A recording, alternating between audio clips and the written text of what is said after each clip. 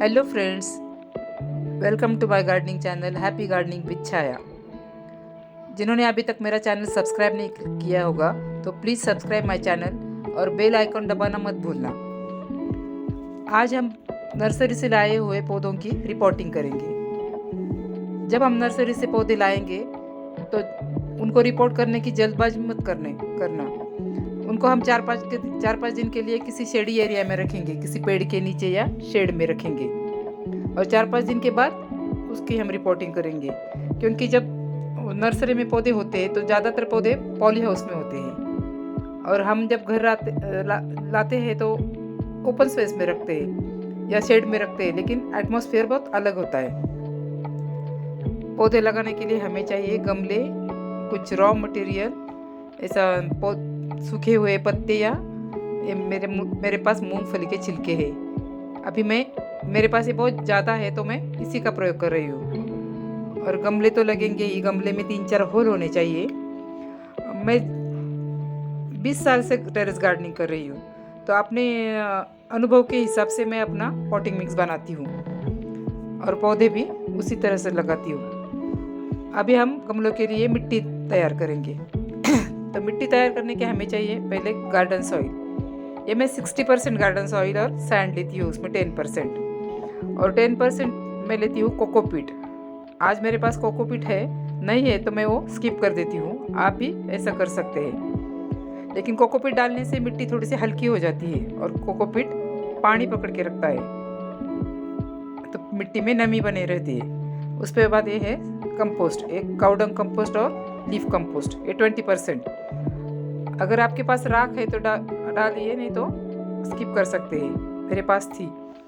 उसके बाद लेंगे बोन मील, एक मुट्ठी भर बोन मील और थोड़ा सा ज़्यादा नीम खली फर्टिलाइज़र का काम करती है थोड़ा सा और पौधों को कीट से भी बचाती है। और ये है फंगीसाइड पाउडर, पौधों में फंगस ना लगे इसलिए हम फंगीसाइड पाउडर तो ज़रूर डालेंगे। अभी हम मिट्टी अच्छी तरह से मिक्स कर लेंगे। आप थोड़ा वर्मी कंपोस्ट है तो वर्मी कंपोस्ट भी डाल सकते हैं और सरसों की खली भी डाल सकते हैं थोड़ी सी, लेकिन आज मेरे पास वो दोनों भी नहीं है। आपके पास जो चीज़ें हैं आप उसी से काम चला सकते हैं, लेकिन मिट्टी थोड़ी सी भुरभुरी चाहिए। गमलों में जब हम पौधे लगाते हैं तो एक बात का ध्यान रखेंगे, मिट्टी बहुत अच्छे से बनाएंगे। मिट्टी फर्टाइल होगी तो पौधा अच्छे से ग्रो करेगा। और गमलों में क्या होता है, स्पेस कम होती है पौधों को बढ़ने के लिए और हमें भी मिट्टी डालने के लिए, तो उसी से उन्हें न्यूट्रिएंट्स मिलेगा। इसलिए मिट्टी अच्छी चाहिए, तो आगे के बहुत प्रॉब्लम आने से पहले ख़त्म हो जाते हैं, यानी कि थोड़ा कीट पतंग वगैरह जो लगते हैं वो कम हो जाते हैं, पौधा स्ट्रांग हो जाता है। तो अभी हम गमले तैयार करते हैं।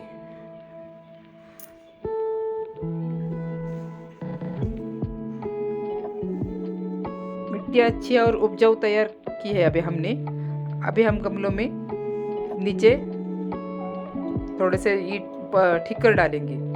हमारे पास मिट्टी के गमले होते हैं, वो कभी टूट जाते हैं तो हम फेंक देते हैं, लेकिन उन्हें फेंकना नहीं, वो संभाल कर रखेंगे।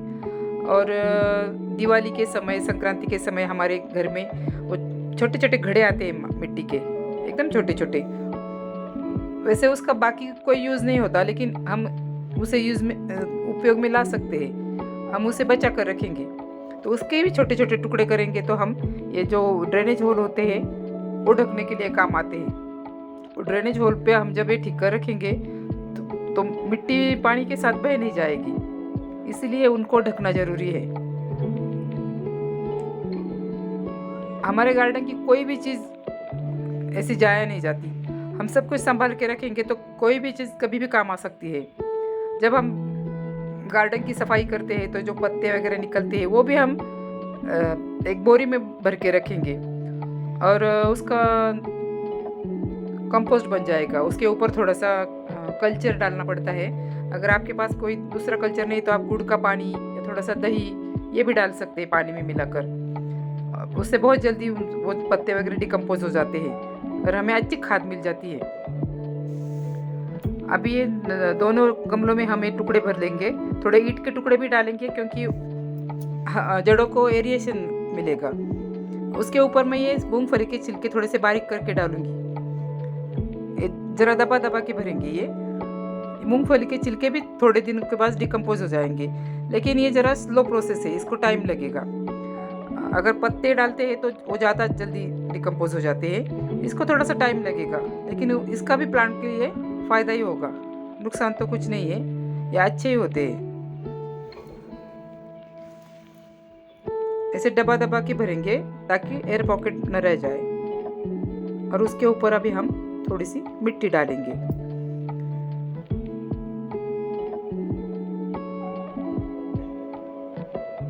इसकी 2-3 इंच की लेयर हम बनाएंगे और उसके ऊपर ये तैयार की हुई मिट्टी डालेंगे। आज मैं आपको 2 पौधे लगा के दिखाऊंगी, एक जरबेरा का और एक पैंसी का। ये मिट्टी भी हम थोड़ी सी दबा देंगे तो इसमें भी कोई एयर पॉकेट नहीं रहेगा। थोड़ा गैप रह जाता है तो प्रॉब्लम आ जाता है, तो बीच में गैप नहीं रहनी चाहिए। अभी हम इस एक पॉट में लगाएंगे जरबेरा का पौधा। बड़े धीरे से उसको बाहर निकालेंगे, हल्के हाथों से लगाएंगे। जरबेरा के रूट ज़्यादा डिस्टर्ब नहीं करेंगे। मेरे एक्सपीरियंस के अनुसार वो ज़्यादा डिस्टर्ब हो गए तो उनको पौधे को संभालने में बड़ी दिक्कत आती है। पिछले साल मेरे सब प्लांट गए थे, 4 प्लांट मैं लाई थी, खराब हो गए थे। रूट सिस्टम उनकी डिस्टर्ब हो जाती है। अभी चारों तरफ से मिट्टी भरेंगे और हल्का हल्का हम दबाएंगे। जरबेरा में बहुत अच्छे कलर होते हैं, बहुत प्यारा फ्लावर होता है। हर एक के बगीचे में वो चाहिए। ये हाइब्रिड वाला है, इसमें एक देसी वैरायटी भी आती है। अभी ये है पैंसी का। अगर बैग से ऐसे इजीली निकल आती है तो बैग से निकालेंगे, नहीं तो थोड़ा सा कटर से बैग कट करेंगे और पौधा निकालेंगे। ये पैंसी का पौधा रेड मिट्टी में लगा हुआ है। ये रेड मिट्टी बहुत ज़्यादा टाइट होती है, इसलिए थोड़ा सा कम करते हैं। इसके भी रूट डिस्टर्ब हो रहे हैं, लेकिन हो जाएगा पौधा ठीक से। अभी इसको भी चारों तरफ से हम मिट्टी भर देते हैं। टेरेस गार्डनिंग करते समय आप मिट्टी का बहुत ख्याल रखिएगा। मिट्टी अच्छी तैयार करेंगे तो ज़्यादा प्रॉब्लम नहीं आते हमें, और खाद भी जल्दी नहीं डालना पड़ता।